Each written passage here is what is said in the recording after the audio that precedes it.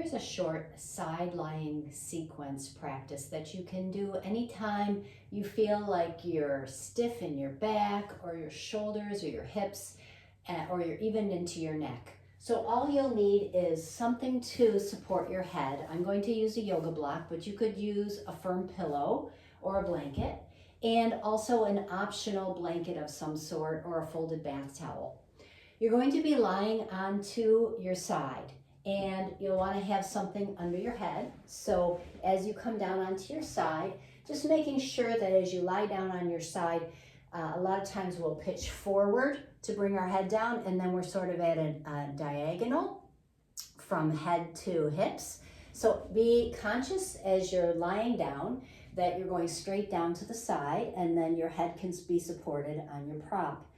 Now the blanket is for if you feel like it would be more comfortable to have a little support between your knees, you can place the blanket there, which is fine. The other thing that I find for some folks is that the floor or the surface they're lying on can be kind of hard. So you can take the blanket and just bring it underneath you for a little bit of extra cushion and to support the outer hip as you're lying down.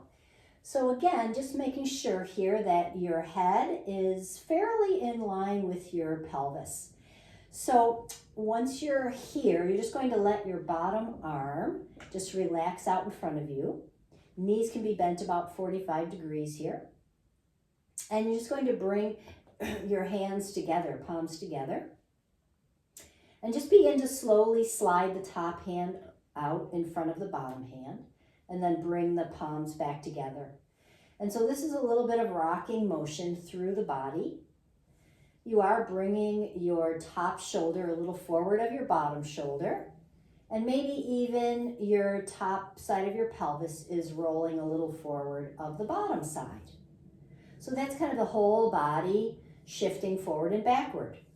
Then what you can do is articulate and make a distinction between keeping the pelvis more quiet and the moving through the upper body. So now as I slide my hand forward, I'm not going to go so far that my pelvis rolls forward with my sliding of the hand.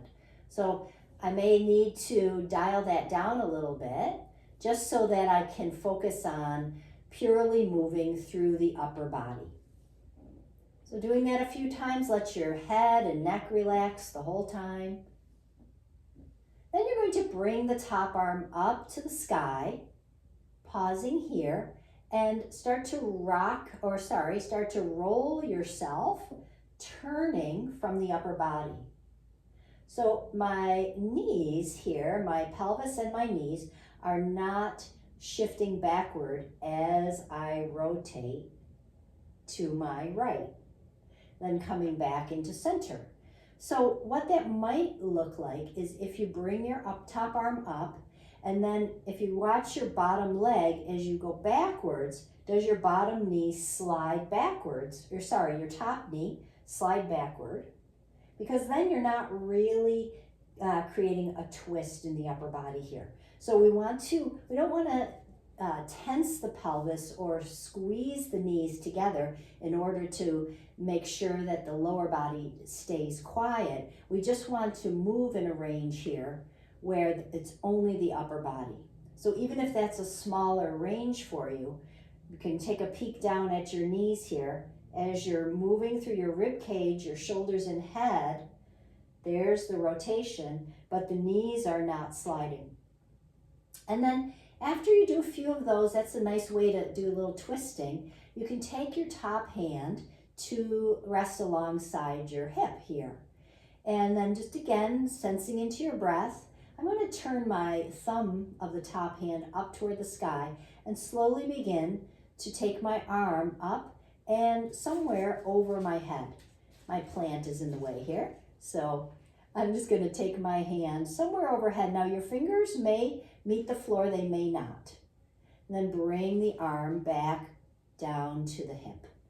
So the idea here is the arm comes up nice and easy. I'm moving through my shoulder joint, articulating through my shoulder, and then your arm goes somewhere overhead. Now, if you start to feel tension or pain somewhere in the shoulder or in the neck, then you just go to the point right before you start to feel that pain increase. All right, so if you have, say, a persistent pain that's already there, it's not that you don't want to move at all, you don't want to increase the pain. So you're coming up, you might even stop here is fine, and then coming back down. So the idea is that you're articulating through this shoulder joint. It's not just about trying to get your arm as far back toward the floor or down to the floor as you're able. Move in a range that feels comfortable.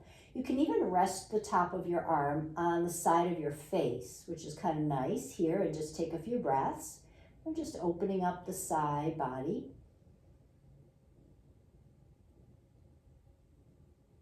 And then we'll come back up, releasing your arm back in line with your hip. And then just take your props away if it's comfortable, if you don't need anything under your head, and lie onto your back. And just bring your arms alongside you and just notice what you might feel here. You might sense that the one side of your body feels a little lighter, a little more open, maybe a little heavier. So it's good to pause in between sides just to notice. And then you would roll over onto the other side and go back to the beginning of the video and start over doing the second side. And you can repeat this as often as you like, anytime you want a little bit of vital energy to come into your shoulders, hips, and whole body.